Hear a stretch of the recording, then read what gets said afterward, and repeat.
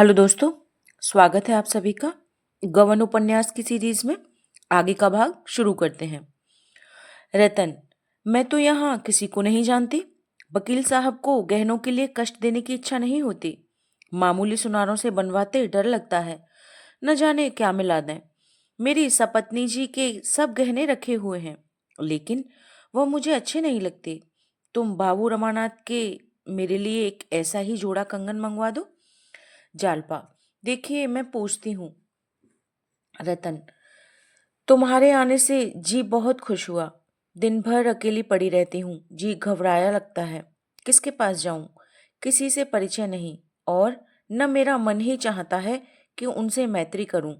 दो एक महिलाओं को बुलाया, उनके घर गई, चाहा कि उनसे बहनापा जोड़ लूं, लेकिन उनके आचार विचार देखकर उनसे दूर ही रहना अच्छा मालूम हुआ। दोनों ही मुझे उल्लू बनाकर ठगना चाहती थीं। मुझसे रुपए उधार ले गई और आज तक दे ही रही हैं। श्रृंगार की चीजों पर मैंने उनका इतना प्रेम देखा कि कहते लज्जा आती है। तुम घड़ी आधा घड़ी के लिए रोज चली आया करो बहन। जालपा, वाह, इससे अच्छा और क्या होगा। रतन, मैं मोटर भेज दिया करूंगी। जालपा, क्या जरूरत है, तांगे मिलते ही हैं। रतन, न जाने क्यों तुम्हें छोड़ने को जी नहीं चाहता। तुम्हें पाकर रमानाथ जी अपना भाग्य सराहते होंगे। जालपा ने मुस्कुराकर कहा, भाग्य वाग्य तो कहीं नहीं सराहते, घुड़कियां जमाया करते हैं। रतन, सच? मुझे तो विश्वास नहीं आता। लो, अब वह भी तो आ गए। पूछना, ऐसा दूसरा कंगन बनवा देंगे। जालपा रमा से, क्यों? चरणदास से कहा जाए तो ऐसा कंगन कितने में बना देगा? रतन ऐसा ही कंगन बनवाना चाहती है। रमा ने तत्परता से कहा, हाँ, बना क्यों नहीं सकता, इससे बहुत अच्छा बना सकता है। रतन, इस जोड़े के लिए क्या लिए थे? जालपा, 800 के थे। रतन, कोई हरज नहीं, मगर बिल्कुल ऐसा ही हो, इसी नमूने का। रमा, हाँ हाँ, बनवा दूंगा। रतन, मगर भाई, अभी मेरे पास रुपए नहीं है। रुपए के मामले में पुरुष महिलाओं के सामने कुछ नहीं कह सकता। क्या वह कह सकता है कि इस वक्त मेरे पास भी रुपए नहीं है? वह मर जाएगा पर उज्र न करेगा। वह कर्ज ले लेगा, दूसरों की खुशामद करेगा, पर स्त्री के सामने अपनी मजबूरी न दिखाएगा। रुपए की चर्चा हो, वह तुच्छ समझता है अपने आप को। जालपा पति की आर्थिक दशा अच्छी तरह जानती थी, पर यदि रमा ने इस समय कोई बहाना कर दिया होता तो उसे बहुत बुरा मालूम होता। वह मन में डर रही थी कि कहीं यह महाशय यह न कह बैठे कि शराब से पूछकर कहूंगा। उसका दिल धड़क रहा था। रमा ने वीरता के साथ कहा, हाँ हाँ, रुपए की कोई बात नहीं, जब चाहे दे दीजिएगा। तो वह बहुत खुश हो गई। रतन, तो कब तक आशा करूं? रमानाथ, मैं आज ही सर्राफ से कह दूंगा, तब भी 15 दिन तो लग ही जाएंगे। जालपा, अब की रविवार को मेरे ही घर चाय पीजिएगा। रतन ने निमंत्रण सहर्ष स्वीकार किया और दोनों आदमी विदा हुए। घर पहुंचे तो शाम हो गई थी। रमेश बाबू बैठे हुए थे। जालपा तो तांगे से उतरकर अंदर चली गई। रमा रमेश बाबू के पास जाकर बैठा। बोला, क्या आपको आए देर हुई? रमेश, नहीं, अभी तो चला ही आ रहा हूँ। क्या वकील साहब के यहाँ गए थे? रमा, जी हाँ, 3 रुपए की चपत पड़ गई।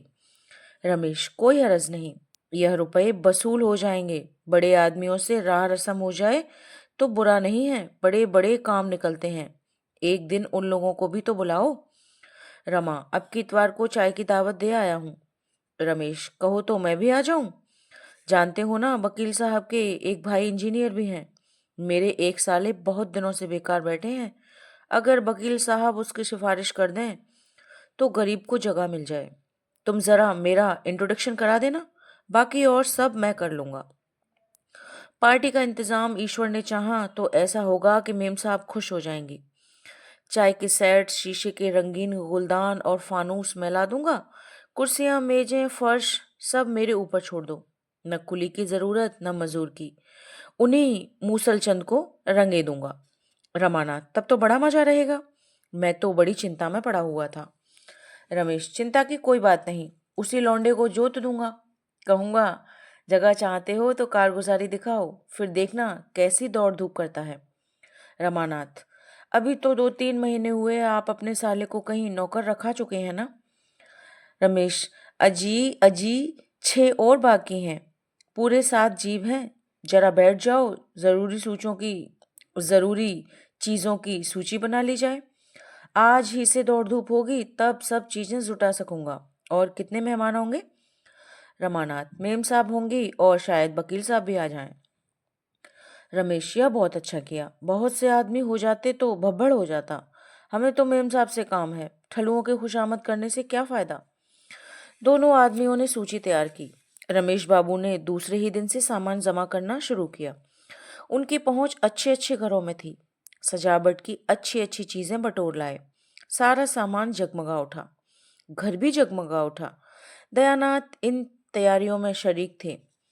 चीजों को करीने से सजाना उनका काम था। कौन गमला कहाँ रखा जाएगा, कौन तस्वीर कहाँ लटकाई जाए, कौन सा गलीचा कहाँ बिछाया जाए, इन सब प्रश्नों पर तीनों मनुष्यों में घंटों वाद विवाद होता था। दफ्तर जाने के पहले, दफ्तर से आने के बाद तीनों इन्हीं कामों में जुट जाते थे। एक दिन इस बात पर बहस छिड़ गई कि कमरे में आईना कहाँ रखा जाए। दयानाथ कहते थे इस कमरे में आईने की जरूरत नहीं, आईना पीछे वाले कमरे में रखना चाहिए। रमेश इसका विरोध कर रहे थे। रमा दुविधा में चुपचाप खड़ा था। न इनकी सी कह सकता था, न उनकी सी। दयानाथ, मैंने सैकड़ों अंग्रेजों के ड्राइंग रूम देखे हैं, कहीं आईना नहीं देखा। आईना श्रृंगार के कमरे में रहना चाहिए, यहाँ आईना रखना बेतुकी सी बात है। रमेश, मुझे सैकड़ों अंग्रेजों के कमरों को देखने का तो अवसर नहीं मिला, लेकिन दो चार जरूर देखे हैं और उनमें आईना लगा हुआ देखा है। फिर क्या यह जरूरी बात है कि जरा जरा सी बातों में भी हम अंग्रेजों की नकल करें? हम अंग्रेज नहीं, हम हिंदुस्तानी हैं। हिंदुस्तानी रईसों के कमरों में बड़े बड़े आदमकद आईने रखे जाते हैं। यह तो आपने हमारे बिगड़े हुए बाबुओं की सी बात कही, जो पहनावे में, कमरे की सजावट में, बोली में, चाय में और शराब में, चीनी की प्यालियों में, गरज दिखावे की सभी बातों में तो अंग्रेजों को मुंह चिढ़ाते हैं। लेकिन जिन बातों ने अंग्रेजों को अंग्रेज बना दिया है, जिनकी बदौलत वे दुनिया पर राज करते हैं, उनकी हवा तक नहीं छू जाती। क्या आपको भी बुढ़ापे में अंग्रेज बनने का शौक चल रहा है? दयानाथ अंग्रेजों की नकल को बहुत बुरा समझते थे। यह चाय पार्टी भी उन्हें बुरी मालूम हो रही थी। अगर कुछ संतोष था तो यही कि दो चार बड़े आदमियों से परिचय हो जाएगा। उन्होंने अपनी जिंदगी में कभी कोट नहीं पहना था। चाय पीते थे, मगर चीनी के सेट की कैद न थी। कटोरा, कटोरी, गिलास, लोटा, तसला, किसी से भी उन्हें आपत्ति न थी। लेकिन इस वक्त उन्हें अपना पक्ष निभाने की पड़ी थी। बोले, हिंदुस्तानी रईसों के कमरे में मेजें कुर्सियां नहीं होती, फर्श होता है। आपने कुर्सी मेज लाकर इसे अंग्रेजी ढंग तो बना दिया, पर आईने के लिए हिंदुस्तानों की मिसाल दे रहे हैं। या तो हिंदुस्तानी रखिए या अंग्रेजी। यह क्या कि आधा तीतर आधा बटेर। कोट पतलून पर चौगोश या टोपी तो अच्छी मालूम नहीं होती। रमेश बाबू ने समझा था कि दयानाथ की जबान बंद हो जाएगी, लेकिन यह तो जबान सुना तो चकराए। मैदान हाथ से जाता हुआ दिखाई दिया। बोले, तो आपने किसी अंग्रेज के कमरे में आईना नहीं देखा? भला ऐसे 10-5 अंग्रेजों के नाम तो बताइए। एक आपका वही किरंटा हेड क्लर्क है, उसके सिवा और किसी अंग्रेज के कमरे में शायद आपने कदम भी न रखा हो। किसी किरंटे को आपने अंग्रेजी रुचि का आदर समझ लिया है, खूब मानता हूँ। दयानाथ, यह तो आपकी जबान है, उसे किरंटा, चमरेशियन, पिलपिली जो चाहे कहें, लेकिन रंग को छोड़कर वह किसी बात में अंग्रेजों से कम नहीं, और उसके पहले तो यूरोपियन था। रमेश इसका कोई जवाब सोच ही रहे थे कि एक मोटर कार द्वार पर आकर रुकी और रतनबाई उतरकर बरामदे में आई। तीनों आदमी चटपट बाहर निकल आए। रमा को इस वक्त रतन का आना बुरा मालूम हुआ। डर रहा था कि कहीं कमरे में न चली जाए, नहीं तो सारी कलई खुल जाएगी। आगे बढ़कर हाथ मिलाता हुआ बोला, आइए, ये मेरे पिता हैं और मेरे दोस्त रमेश बाबू हैं। लेकिन उन दोनों सज्जनों ने हाथ न बढ़ाया और ना जगह से हिले, सक पकाए से खड़े रहे। रतन ने भी उनसे हाथ मिलाने की जरूरत न समझी। दूर से ही उनको नमस्कार करके रमा से बोली, नहीं, बैठूंगी नहीं, इस वक्त फुर्सत नहीं है, आपसे कुछ कहना था। यह कहते हुए वह रमा के साथ मोटर तक आई और आहिस्ता से बोली, आपने सर्राफ से कह तो दिया होगा ना? रमा ने निसंकोच होकर कहा, जी हाँ, बना रहा है।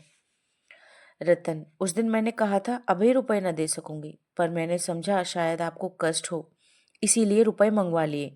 800 चाहिए ना? जालपा ने कंगन के दाम 800 बताए थे। रमा चाहता तो इतने रुपए ले सकता था, पर रतन की सरलता और विश्वास ने उसके हाथ पकड़ लिए। ऐसी उदार निष्कपट रमणी के साथ वह विश्वासघात न कर सका। वह व्यापारियों से दो दो चार चार आने लेते जरा भी न झिझकता था, पर जानता था कि वे सब भी ग्राहकों को उल्टे छुरे से मोड़ते हैं। ऐसों के साथ ऐसा व्यवहार करते हुए उसकी आत्मा को लेश मात्र भी संकोच न होता था। लेकिन इस देवी के साथ यह कपट व्यवहार करने के लिए किसी पुराने पापी की जरूरत थी। कुछ सकुचाता हुआ बोला, क्या जालपा के कंगन के दाम 800 बतलाए थे? उसे शायद याद न होगी, उसके कंगन 600 के हैं।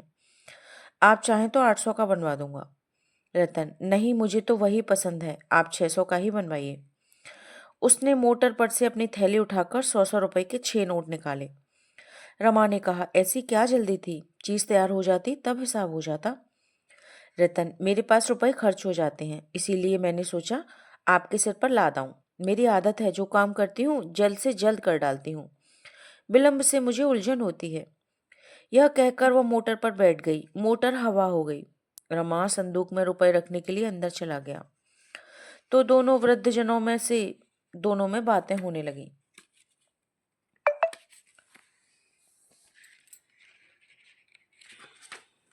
रमेश, देखा? दयानाथ, जी हाँ, आंखें खुली हुई थी। अब मेरे घर में भी वही हवा आ रही है, ईश्वर ही बचावे। रमेश, बात तो ऐसी ही है, पर आजकल ऐसी ही औरतों का काम है।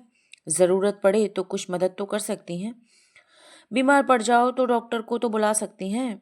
यहाँ तो चाहे हम मर जाएं तब भी क्या मजाल कि स्त्री घर से बाहर पाँव निकाले। दयानाथ, हमसे तो भाई ये अंग्रेजियत देखी नहीं जाती, क्या करें? संतान की ममता है, नहीं तो यही जी चाहता है कि रमा से साफ कह दूं, भैया अपना घर अलग लेकर रहो। आंख फूटी पीट गई। मुझे तो उन मर्दों पर क्रोध आता है जो स्त्रियों को यूं सिर चढ़ाते हैं। देख लेना, एक दिन यह औरत वकील साहब को दगा देगी। रमेश महाशय, इस बात में मैं तुमसे सहमत नहीं हूं। यह क्यों मान लेते हो कि औरत बाहर आती जाती है तो बिगड़ी हुई है? मगर रमा को बहुत मानती है, रुपए न जाने किस लिए दिए। दयानाथ, मुझे तो इसमें कुछ गोलमाल मालूम है। रमा कहीं उससे कोई चाल न चल रहा हो। इसी समय रमा भीतर से निकला आ रहा था।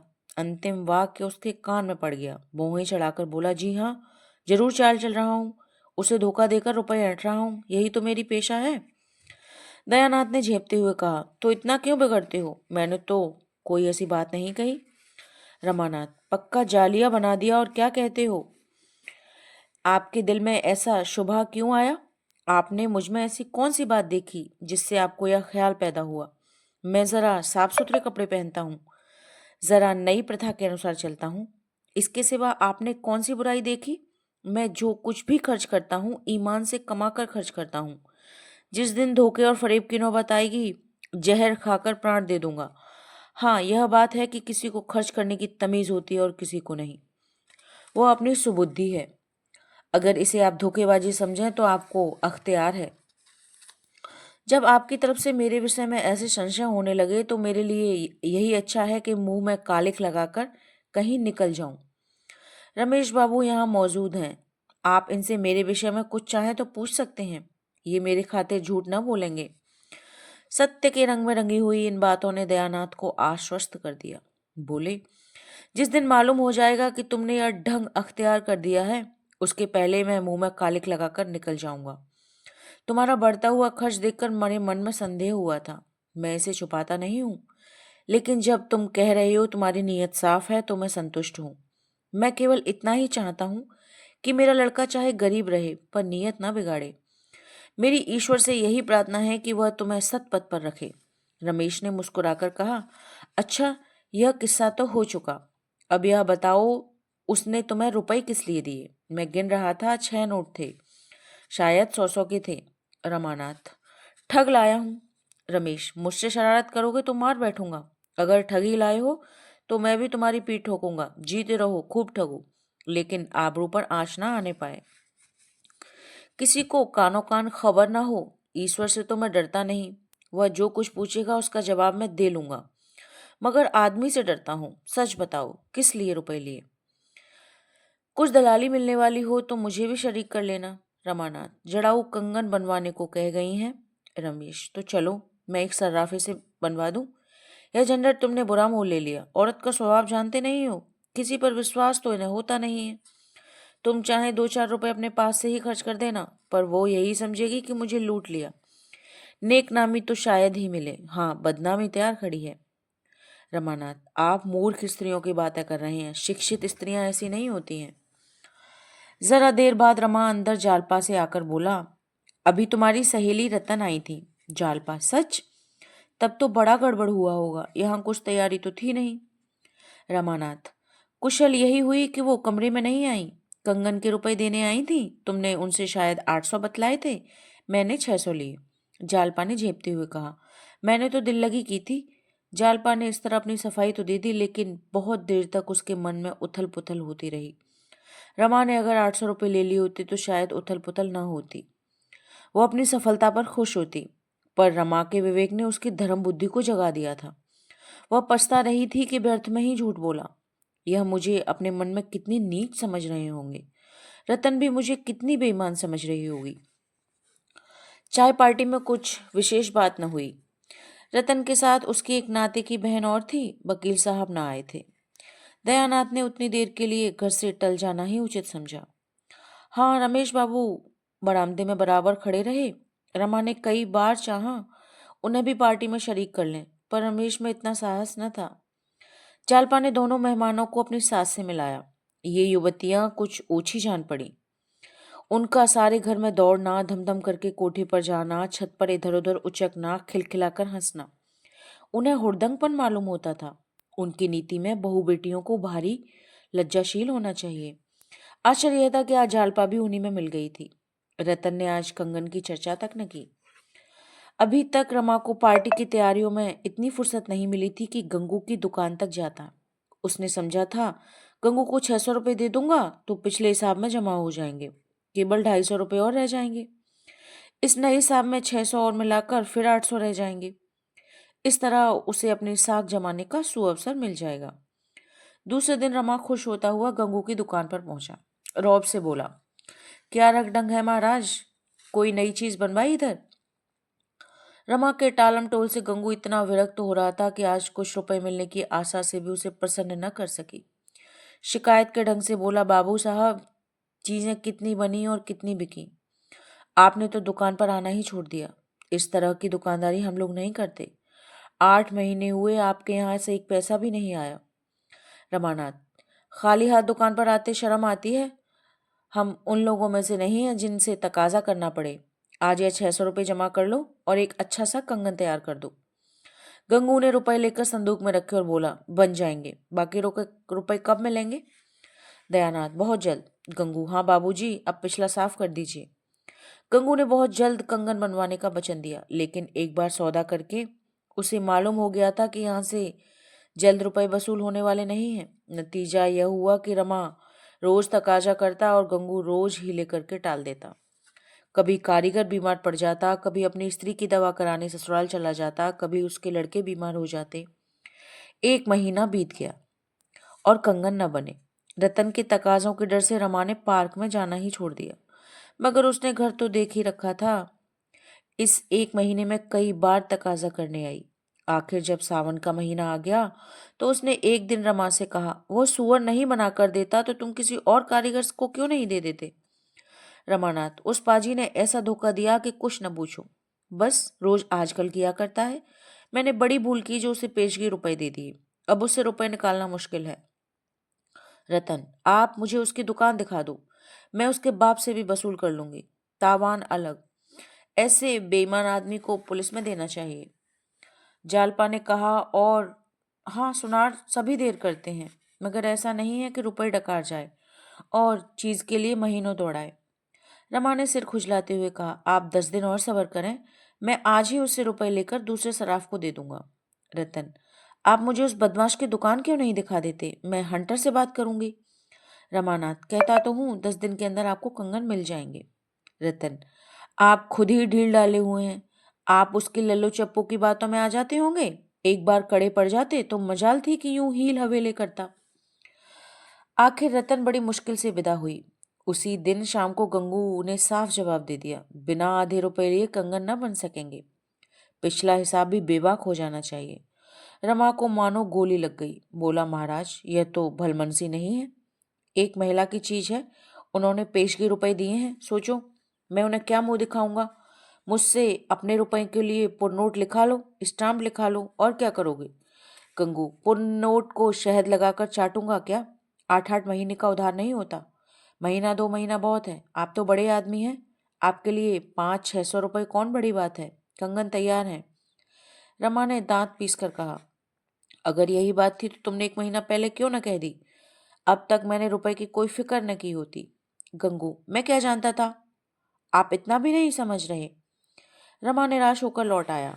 अगर इस समय भी उसने जालपा से सारा वृतांत साफ साफ कह दिया होता तो उसे चाहे कितना ही दुख होता, पर वह कंगन उतार कर दे देती। लेकिन रमा में इतना साहस न था।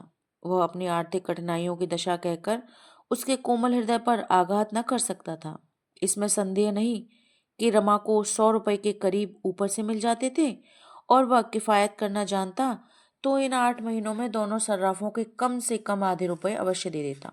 लेकिन ऊपर की आमदनी थी तो ऊपर का खर्च भी बहुत था। जो कुछ मिलता था सैर सपाटे में खर्च हो जाता था, और सर्राफों का देना किसी एक मुश्त रकम की आशा में रुका हुआ था। कौड़ियों से रुपए बनाना वड़िकों का काम ही है। बाबू लोग तो रुपए की कौड़ियां ही बनाते हैं। कुछ रात जाने पर रमा ने एक बार फिर सर्राफे का चक्कर लगाया। बहुत चाहा किसी सर्राफ को झांसा दूं, पर किसी से दाल न गली। बाजार में बेतार की खबरें चला करती हैं। रमा को रात भर नींद नहीं आई। यदि उसे 1000 का रुक्का लिखकर कोई 500 रुपये भी दे देता तो वो निहाल हो जाता, पर अपनी जान पहचान वालों में उसे ऐसा कोई नजर न आता था। अपने मिलने वालों में उसने सभी से अपनी हवा बांध रखी थी। खिलाने पिलाने में खुले हाथों रुपया खर्च करता था। अब किस मुंह से अपनी विपत्ति कहे। वह पछता रहा था कि नाहक गंगू को रुपए दिए। गंगू नालिश करने तो जाता न था। इस समय यदि रमा को कोई भयंकर रोग हो जाता तो वह उसका स्वागत करता। कम से कम 10-5 दिन की मोहलत तो मिल जाती, मगर बुलाने से तो मौत भी नहीं आती। वह तो उसी समय आती है जब हम उसके लिए बिल्कुल तैयार नहीं होते। ईश्वर कहीं से कोई तार ही भिजवा दे।